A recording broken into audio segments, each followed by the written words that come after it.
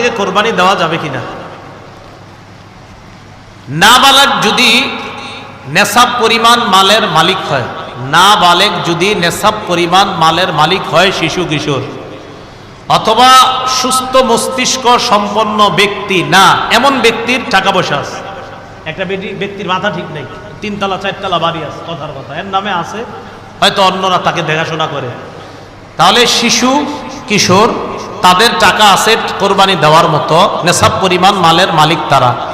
আরেকজন যার সুস্থ মস্তিষ্ক নাই কিন্তু টাকা আছে, নেশাব পরিমাণের মাল এই সম্পদ আছে যেটা দিয়ে কোরবানি দেওয়া যায়, তাদের উপর কোরবানি ওয়াজিব না।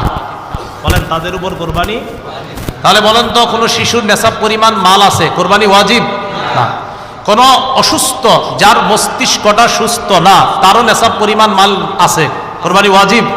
কারণ কোত্থেকে বের হয়েছে, বর্তমান হিসাব অনুযায়ী প্রায় 78 কিলোমিটারের কাছাকাছি, 78 কিলোমিটার, কিলো যেটা আপনাদের রাস্তাঘাটে এখন লাগায় রাখে কিলো, তাহলে 48 মাইল, বলেন 48 মাইল, আর কিলো হইলে প্রায় 78 কিলোর কাছাকাছি।